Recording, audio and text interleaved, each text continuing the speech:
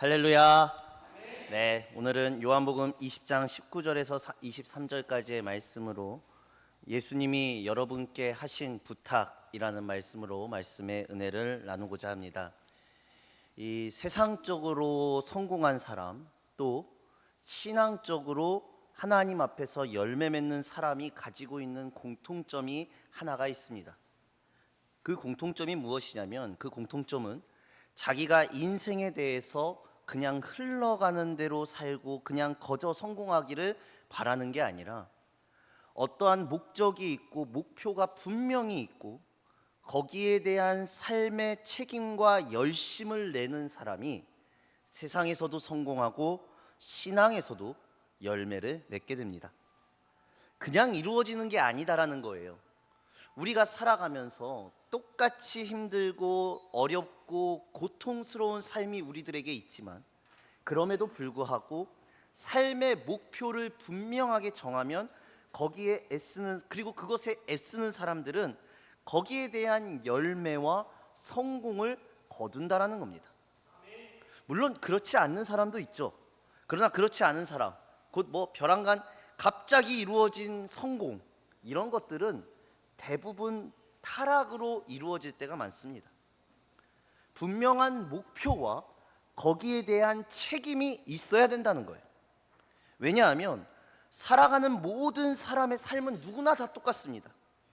똑같다는 말은 내가 책임져야 할, 내가 싸워야 할, 내가 겪어야 할 일들이 우리 모두에겐 다 동일하게 있는 거예요. 똑같이요. 세상의 사람들도 마찬가지입니다. 세상 사람들은 어쨌든 세상의 목적과 세상의 성공과 세상의 것을 향해 어떠한 목표를 정하고 열심히 살아가서 세상의 것을 이루고 그 결과를 드러내는 게 세상의 사람들이거든요. 그런데 문제는 이것입니다. 사랑하는 강식교회 성도 여러분, 학교에 가면 공부를 해야 하고 직장에 가면 싫어도 가야 하는 것을 아는 것처럼 세상에 분명한 자신의 책임과 목표를 가지고 우리는 살아가는데, 이상하게요, 정말 이상하게요, 교회에 와서 신앙생활을 하면 우리의 신앙은 목표가 없고 책임도 없고 열심도 없다라는 거예요. 학생이 학교를 가는 것으로 예를 들면 그냥 내가 학교 한번 가주지, 학교를 가주는 것이, 이게 우리의 신앙생활이라는 겁니다. 학교만 참여하는 그 학생이 그 학교에서 얼마나 자랐을까요? 무엇이 얼마나 자랐을까요? 직장을 가는데 아무런 생각 없이 돈만 받겠다는 하는 그 생각을 가지고 직장 생활하는 사람들의 직장 생활이 얼마나 힘들겠습니까? 월급 받는 그 날만 땡 하고 좋고 나머지 날들은 얼마나 지옥이겠어요, 직장인들에게. 그리고 그 사람이 그 직장 생활을 통해서 어떤 발전이 있겠냐고요. 결혼을 했다면 어떤 가정을 꿈꾸고 있는가, 여러분들 생각해 보신 적 있으십니까? 요즘 결혼식이 얼마나 아름답습니까? 세상의 결혼식이요. 그 결혼식을 위해서 엄청난 준비들을 합니다. 그런데요, 중요한 게 있어요. 저는 그 결혼식 이후에 가정을 준비하는 사람들을 별로 보지 못한 것 같아요. 그러니 현대의 가정들이 어떻습니까? 문제가 생기는 거예요. 가정이 목표가 있어야 하는 거잖아요. 제가 우리 청소년, 우리 청년들, 우리 중고등부 그리고 우리 청년부 아이들에게 정말 자주 묻는 말이 있어요. 우리 교회 애들이라면 아마 저한테 한 번쯤은 이 얘기를 들어요. 너는 이상형이 뭐야? 제가 이 질문을 꼭 합니다. 그러면 이 이상형에 대해서 쭉쭉쭉 얘기를 하는 친구들은 미안하지만 아직 생각이 없는 친구들이에요. 결혼해봤자 그건 힘들어요. 이상형이요, 무엇으로 나와야 하냐면 가정상으로 나와야 되는 거예요. 가정의 모습으로. 난 어떤 가정을 꿈꾸느냐, 그 가정에 맞는 사람을 그래야 만나는 것이지, 가정상이 없는 이상형들은요, 제가 듣는 이상형들 다 들어보면 다 키가 크고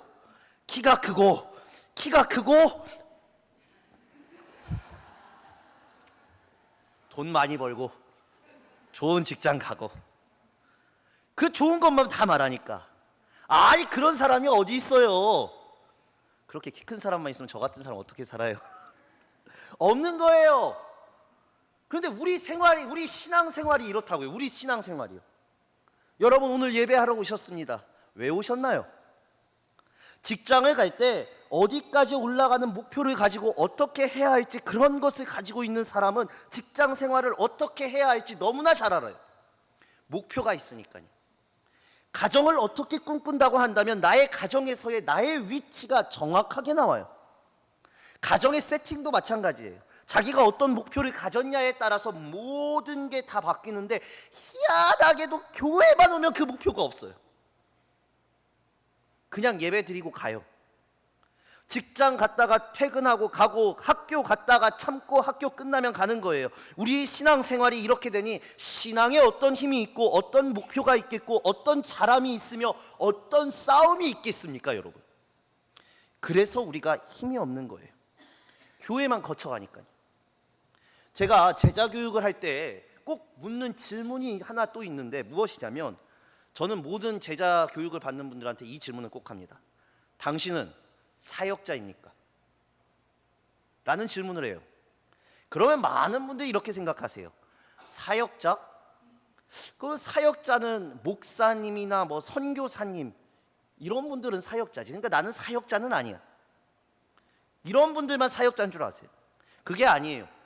나는 나를 누구라고 생각하는가? 나는 주부이지만 사역자인가? 나는 직장에서 빛과 소금의 사역자인가? 나는 아빠로서, 엄마로서 사역자인가? 나는 학생으로서의 사역자인가? 내가 이 사역자로서의 마인드를 가지고 있으면은요, 신앙과 우리의 삶과 우리의 예수와 함께하는 삶들이 달라진다고요, 여러분.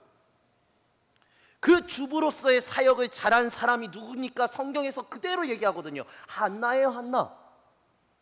고작 아이 하나 잘 키워 역사를 바꾸는 한나 말입니다. 한나. 하나님이 나에게 무엇인가 맡기신 게 있어요.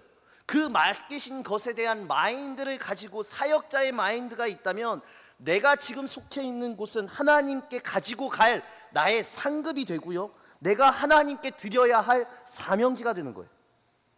내가 진짜 부모로서 사명자라면, 사역자라면, 아이들이 학교에 가고 빈 시간이 다 빈 시간으로 흘러갈 사람이 흘러갈 시간이겠습니까?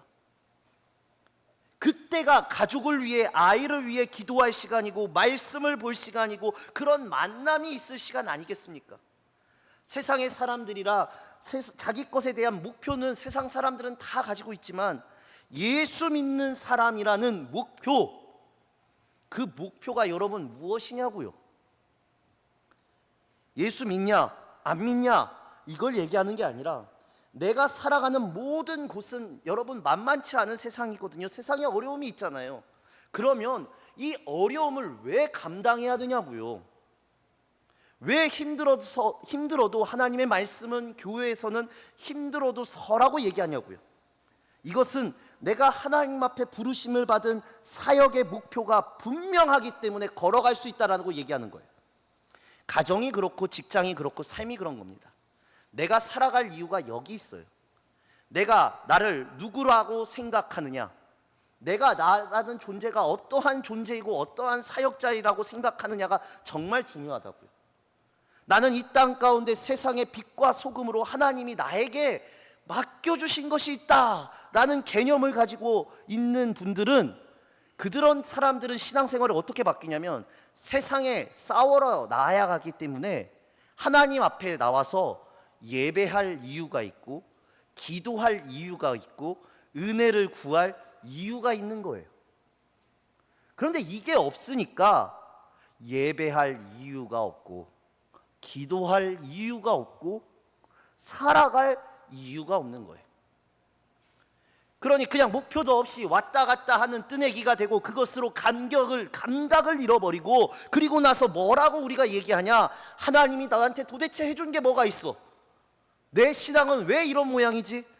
왜 하나님이라는 작자에게, 신이라는 작자에게 기도했는데 안 들어줘? 이렇게 말아버린다고요. 그런데 여러분, 나라는 존재가 뭔데요 도대체? 내가 왜 기도하면 내가 뭔데, 신이라는 하나님이 기도했을 때 하나님이 들어주셔야만 되는 건데요. 내가 뭔데요? 하나님이 내 종입니까? 하나님이 기도를 들어줄 만큼 여러분들은 신앙의 삶을 살고 계셨냐고요? 그러한 삶을 살아가셨어요? 주께서 여러분들께 해준 것만큼 하나님께 해보셨냐고요? 공부를 하지도 않으면서 왜 내가 점수가 안 나오냐고 비평하며 비만하며 좌절하는 거랑 똑같잖아요, 여러분. 안 나오는 게 정상이잖아요. 오늘도 여기 계신 모든 분들 예배하러 나오셨어요. 왜 나오셨나요? 다른 말로 해볼게요. 왜 우리는 예수를 만나야 할까요? 왜 우리는 주일마다 주님을 만나지 않으면 살아갈 수가 없는 존재일까요? 그것은 우리가 세상 속에서 싸울 때 주님의 은혜와 평강이 필요하기 때문이에요. 우리가 세상을 살아갈 때 주의 은혜와 평강이 필요한 존재들이라고요. 그게 그런데 오늘 본문이에요. 19절 말씀 우리 다 함께 읽겠습니다. 19절입니다. 시작. 이날 곧 안식 후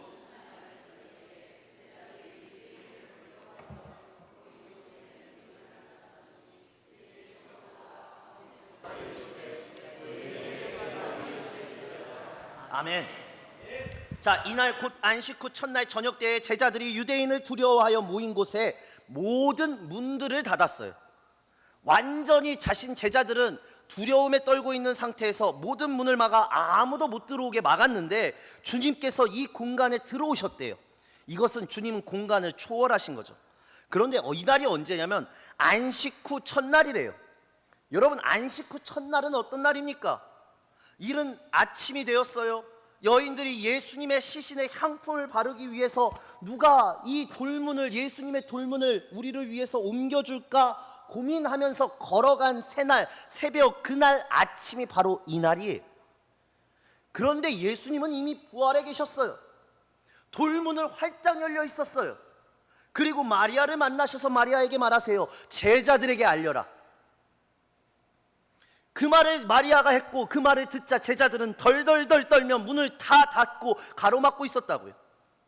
그러면 그때 예수님이 어디 계셨냐고요? 아니, 마리아에게, 제자들에게 전하라고 했을 때 예수님이 나타나시면 됐었는데 그때 예수님은 어디 계셨냐고요? 엠마오로 가는 제자들을 만나 그 제자들을 다시 돌아오게끔 만드셨어요. 예수님이 제자들을, 모든 흩어졌던 제자들을 모이게 하셨다고요. 그 이유가 뭘까요? 다른 말로 할게요. 예수님께서 주일에 주의 백성들을, 오늘 여러분들을 초청하신 이유가 뭐냐고요? 여러분이 오늘 예배하러 오신 것이 여러분들이 가진 생각과 습관이라고 아직까지도 생각하고 계시는 분들이 계신다면 아직 우리의 신앙생활은 먼 거예요. 코로나라는 전염병, 러시아와 우크라이나의 전쟁을 보면서 여러분들 무엇을 느끼셨습니까? 나라를 하나님이 지켜주시지 않으면 우리는 예배할 수 없다라는 것을 이미 다 경험했어요. 알고 계세요. 그럼에도 불구하고 내가 내 발로 이 자리에 걸어왔다고 생각하는 것처럼 짧은 신앙을 가지시면 안 된다고요, 여러분. 주님께서 엠마오로 가는 두 제자들을 만나 끌고 오신 것처럼 하나님께서는 우리의 삶의 어떠한 형태, 어떠한 습관 등이라도 주어서 우리를 이 예배당으로 끌고 오신 거예요. 근데 이것은 성령의 은혜가 아니면 아무도 할 수 없는 거예요. 여러분들이 이 자리에 오신 것은 내 생각과 내 습관 때문에 오신 것이 아니라 오늘도 여러분들에게 성령의 은혜가 흐르고 있다고요. 그러면 예수님은 왜 이 자리에 우리를 불러 모으실까요? 왜 떠나는 제자들을 불러 모으셨을까요? 그냥이요? 아니라는 거예요. 20절, 21절이 이렇게 얘기합니다. 우리 다 함께 읽겠습니다. 시작. 이 말씀을 하시고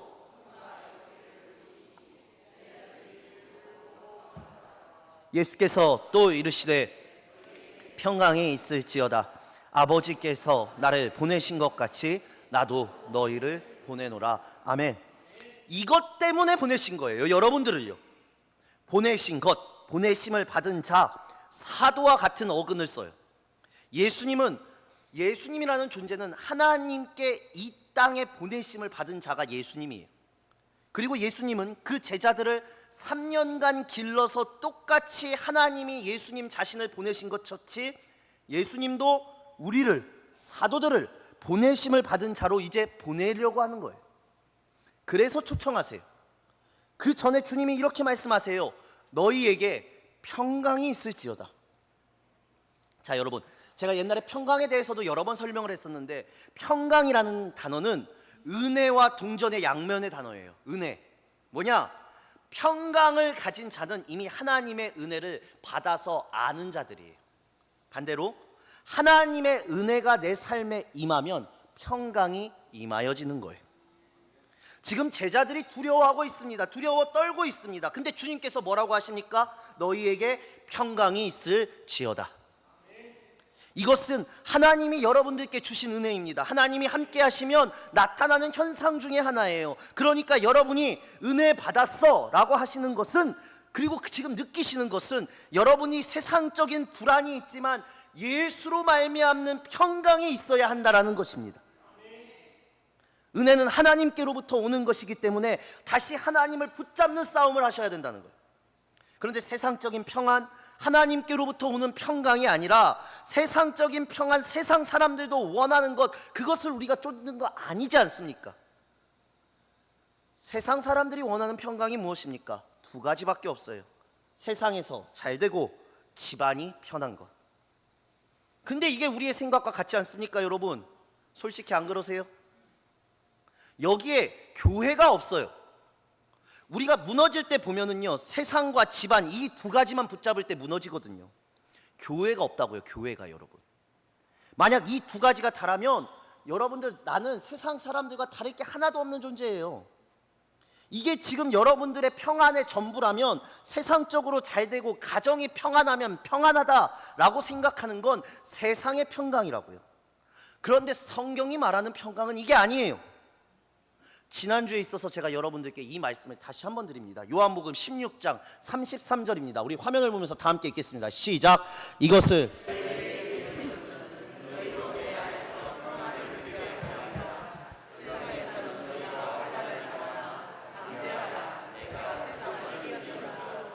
아멘. 어떤 환난과 어려움이 있을지 모르겠지만 담대하라는 거예요. 왜냐? 무너지지 않는 평강을 누리게 하시는 분이 바로 우리 주님 하나님이시니까. 우리는 세상과 다른 겁니다. 주님이 오셨을 때, 다시 부활하셨을 때요, 제자들이 떨고 있었어요. 예수님을 보세요. 자, 되었지? 나 죽지 않았지? 다시 살아났지? 나 지금 너희들 앞에 있지? 그런데 예수님 그 말을 안 하셨어요. 이게 평강이 아니다고요. 예수님이 보이는 상태로 있는 게 평강이 아니에요. 그걸 말하는 게 아니에요. 우리가 말하는 어떤 문제가 없는 안정된 상태를 위해서 예수님이 오신 게 아니에요. 내가 죽었으니까 떨지 마. 이제 살았으니까 살아. 이렇게 말하고 싶으셔서 예수님이 오신 것이 아니라, 주님이 우리에게 평강이 있길 원하는 것은 누구누구야? 여기 계신 여러분들아, 하람아, 세상에 환난이 있어도 너희는 염려하지 마. 내가 이겼어. 너희 그래서 담대하게 살아도 돼. 왜냐?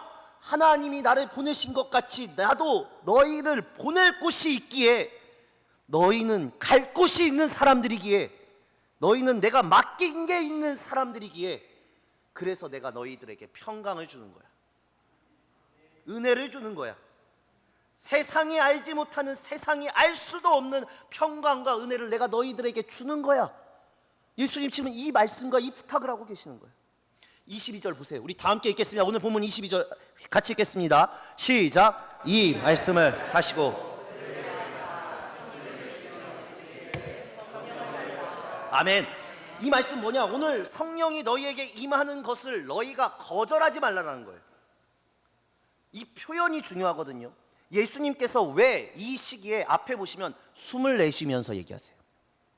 숨을 내쉬면서 이 이야기를 왜 하실까? 왜? 숨은 헬라어로요, 영이고 생기라는 뜻을 가지고 있거든요. 같은 뜻으로. 그런데 보시면 여러분들 아시죠? 창세기 보면 사람이 몸을 먼저 만들고 몸에 생기가 들어가서 생명이 됩니다. 그런데 또 여기 플러스 에스겔서를 보면은요, 에스겔 37장 7절에서 10절이 이렇게 얘기합니다. 우리 화면 보면서 다 함께 읽겠습니다. 시작. 이에 내 명령을 따라 태어나니 태어날 때에 소리가 나고 움직이며 이 뼈 저 뼈가 들어맞아 뼈들이 서로 연결되더라. 내가 또 보니 그 뼈에 힘줄이 생기고 살이 오르며 그 위에 가죽이 덮이나 그 속에 생기는 없더라. 또 내게 이르시되 인자야 너는 생기를 향하여 대언하라. 생기에게 대언하여 이르기를 주 여호와께서 이같이 말씀하시기를 생기야 사막에서부터 와서 이 죽음을 당한 자에게 불어서 살아나게 하라 하셨다 하라. 이에 내가 그 명령한 대로 대언하였더니 생기가 그들에게 들어가매 그들이 곧 살아나서 일어나 서는데 극히 큰 군대더라. 아멘. 에스겔서도 동일하게 얘기해요. 자, 불안에 떨고 있는 제자들이 있어요. 그리고 제자들 속에는 그들의 생각이 중요한 게 아니에요. 그들이 움직이는 힘은 그들에게 있지 않다고요. 예수님이 끌어오셨어요. 보내실 곳이 있어요. 그런데 그냥 가라는 게 아니에요. 여러분들 그냥 세상에 가라는 게 아니에요. 갈 수가 없어요. 예루살렘에서 기다리면서 하나님이 보내실 보혜사 성령을 기다리라고 예수님은 지금 부탁하세요. 성령이 너희에게 임하시면 너희가 권능을 받느니라. 사람에게 몸이 만들어지고 거기에 생기를 넣어 생명을 만드듯이 에스겔서의 약속한 뼈와 뼈가 맞아떨어지고 몸들이 맞춰서 되었지만 그 안에 생기가 없어서 움직이지 못하는데 하나님께서 생기를 넣어 그것을 군대로 만드신 것처럼 여러분 오늘 이 시간 하나님의 생기 성령을 받아들이시라고요. 성령을 받아들이세요. 왜 여러분들이 여기서 기도해야 되는지 아세요? 하나님을 의지하는 거예요. 하나님을 의지하는 게 무엇인지 아세요? 하나님을 받아들이는 거예요. 성령을 의지하는 거예요. 6일 동안 싸워왔는데 이 세상에서 싸워왔는데 얼마나 고단해요. 세상이 만만치가 않아요. 내 힘으로 안 되는 그거 아시잖아요. 그러면 우리 어떻게 하겠습니까? 그 힘을 가진 자에게 갈 수밖에 없는 거잖아요. 이길 수 있는 자에게 갈 수밖에 없는 거잖아요. 주님, 그러기에 나는 예배할 수밖에 없습니다. 주님, 난 힘이 없기에 나는 오늘 성령을 의지할 수밖에 없습니다. 난 오늘도 성령을 받을 수밖에 없습니다. 성령의 도움이 아니면 이 세상에 나아갈 수가 없습니다. 그런 자의 예배가 어떻게 그냥 나와오는 사람의 예배와 똑같겠어요? 어떻게 습관적인 예배하고 똑같겠냐고요. 보내진 자의 싸움이 있는 자만이 그 보내신 곳에서의 열심으로 싸우는 자들만이 할 수 있는 것이 기도이고 그러기에 그는 주일날 예배할 수밖에 없는 것이고 나아갈 수밖에 없는 거예요. 여러분 몸이 아프면 병원에 가고 링겔도 맞잖아요. 어떻게 영적으로 힘든데 주님 앞에 붙잡는 싸움을 하지 않으시냐고요. 왜냐? 신앙의 목표가 없으니까. 하나님이 나에게 맡겨주신 것이 무엇인지를 모르니까. 자, 그러고 오늘 말씀을 보시라고요. 위대한 선포를 하세요. 23절입니다. 우리 다 함께 읽겠습니다. 시작. 너희가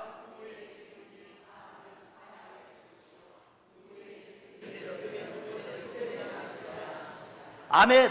하나님께서는 우리를 이렇게 신적인 것을 선포하는 대리자로 삼아 주신다고요. 죄의 용서는 하나님께만 할 수 있는 거지만 하나님만 할 수 있는 거지만 이 선포를 통해서 우리를 통해서 하신다고요. 우리의 삶의 모습을 통해서요.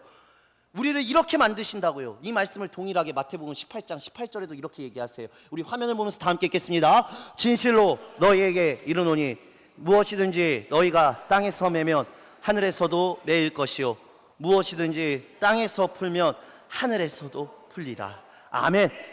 우리를 통해서, 나를 통해서, 여기 계신 여러분들을 통해서 내가 매는 곳에 하나님이 함께 매고 계시고 내가 푸는 곳에 하나님이 함께 풀어주시는 거예요. 여러분 욕망과 욕심을 가지고 가지 말라는 거예요. 하나님 보내신 곳, 하나님이 나를 보내신 곳에서의 싸움은 내 욕망 가지고는 할 수 없어요. 우리가 살아가는 나의 삶의 자리는 그렇게 작게 보여요. 보잘것없이 보여요. 그런데 여러분들이 있으신 그 자리는 작은 자리가 아니에요. 여러분, 예수님이 여러분들께 하신 부탁이 무엇입니까? 그게 여러분들이 교회에 와서 주님을 붙잡아야 할 이유가 되는 거예요. 예수님이 지금 얼마나 바쁘신지 아세요? 이제 부활하시고 40일 동안 제자들에게 하나님 나라의 비밀을 전파해 주시기 위해서 계속해서 나아가시고 계시는데 부활 첫날부터 예수님은 바쁘셨어요. 새벽부터 밤까지 뛰어다니셨다고요. 예수님은. 그런데 지금도 주님은 그러신다고요. 주님이 내 삶에 있어서 일하지 않으시는 게 아니라 예수님은 밤새 뛰어다니세요. 누구 때문에? 나 때문에. 여러분들의 삶 속에서도 뭐 하려고요? 엠마오로 가는 제자를 부르려고, 두려웠던 자들, 떠나갔던 자들을 부르려고, 깨닫게 하시려고, 무엇 때문에? 예수님께서 여러분들께 하신 부탁 때문에. 가정, 식구, 만나는 사람, 적어도 그 속에서 여러분들이 보내심을 받은 자의 싸움을 하라는 예수님의 그 부탁을 잊지 마시라고요. 그리스도인들이십니다. 성도들이십니다. 여러분들에게 주님은 거저 보내신 곳이 없어요. 그냥 대충 시간을 때우는 곳이 아니에요. 바쁜 곳이에요. 그런데 그것을 감당하면 내가 은혜를 받아요. 나중에 내가 세워져요. 여러분들 시간이 지나면 아시게 될 거예요. 어느 날 내가 그 어려움을 이겨내고 싸워내며 나아왔다는 것을. 저는 제가 어디를 보고 살아가시는 줄 아세요, 여러분? 지금까지 나를 이끌어 오신 주님, 그리고 앞으로 나를 끌어가신 하나님만 바라봐요. 저는 그 싸움만 해요. 세상 사람들이 타락하지 않는 방법 너무나 간단해요. 성령을 붙잡고 살아가기만 하면 되는 거예요. 하나님을 경외하고 하나님을 붙잡고 하나님을 놓치는 것을 겁내는 삶을 그렇게 살아가다 보면 분명히 내 삶에 지나가 보면 하나님 앞에서 이루어진 것들이 보이게 된다고요. 이것 때문에 주님은 부활하신 그날 아침부터, 그날 새벽부터 저녁까지 바쁘게 일하고 계세요. 예수님이 여러분들에게 하신 부탁, 그 부탁, 그것이 무엇인지 간절하게 기도하시고, 예수님이 우리 강진욱교회 성도님들에게, 여러분들에게 맡기신 그 부탁을 내가 붙잡을 때에 하나님이 더 큰, 하나님이 원하시는 길로 가게 하신다는 걸 깨달으시고, 그냥 예배만 드리고 세상에 나가지 마시고, 내가 맡겨진 그곳에서 예수 믿는 싸움, 사람다운 싸움, 주님이 만들어 놓으신 창조주의 사람다운 싸움을 해 나아가는, 나에게 맡겨진 것을 감당하려는, 그것을 애쓰려는 그 눈물의 기도가 있는, 그래서 그 싸움을 하다가 주일날 나와왔을 때 너무나 지치고 힘들지만 주의 은혜에 감격해서 주님, 나는 다시 주님을 붙잡습니다 라는 신앙인다운 믿음의 삶을 살아가시는 여러분들 되시길 간절히 소망합니다. 1200분 10개월이라는 기간, 제가 오늘 말씀을 마치면 1200분이라는 총합적인 시간의 분수의 말씀을 전했더라고요. 이 1200분 동안 저는 한 주제로 여러분들께 말씀을 전해드렸습니다. 예수님이 여러분들께 하시는 부탁처럼 여러분들이 하나님만을 바라보면서 하나님을 의지하며 하나님 가운데서 주님이 맡겨주신 하나님의 목표를 가지고 우리 강진욱교회가 거듭날 수 있기를 간절히 소망합니다. 여러분들의 믿음이 더욱더 커지시길 바랍니다. 예수를 잊지 마시고 예수를 놓치지 마세요. 말씀은 잊어지더라도 이 1200분간의 말씀이 예수로 말미암아 살아가겠구나, 내 믿음이 더욱더 주님 가운데서 굳건하게 세워져야겠구나 다짐하시면서 나아가는 그 흘러가는 말씀이 되었으면 좋겠습니다. 여러분, 제가 말씀을 마무리하면서 이 1200분의 말씀을 어떻게 마무리 지을까, 1200분의 말씀을 한 찬양으로 요약해서 한 찬양으로 여러분들과 함께 나누며 오늘 말씀을 마무리하고자 합니다. 같이 찬양하시고 이 주님을 향한 우리의 믿음이 더욱더 굳세어지길 원합니다.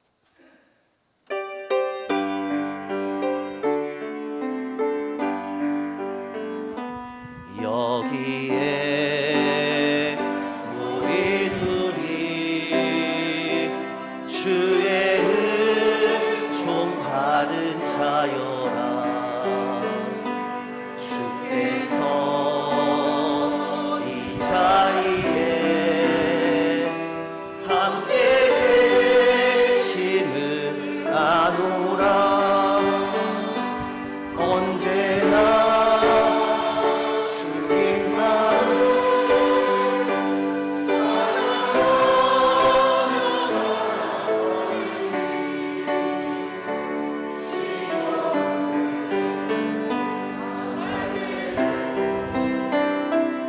함께 계심을 믿노라.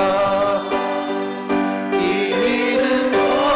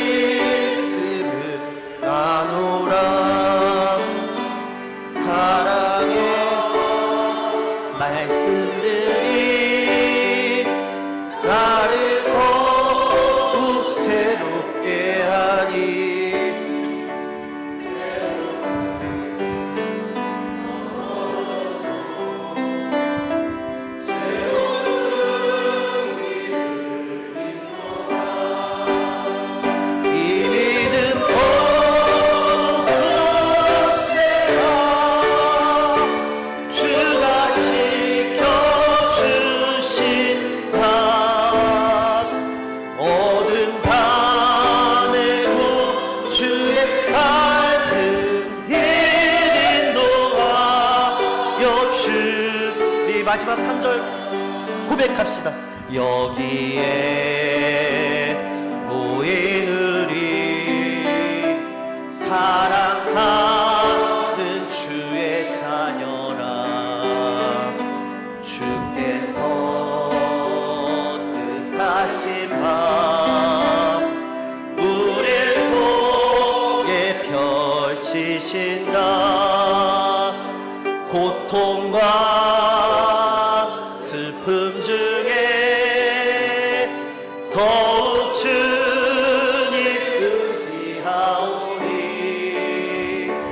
어려움 이겨내고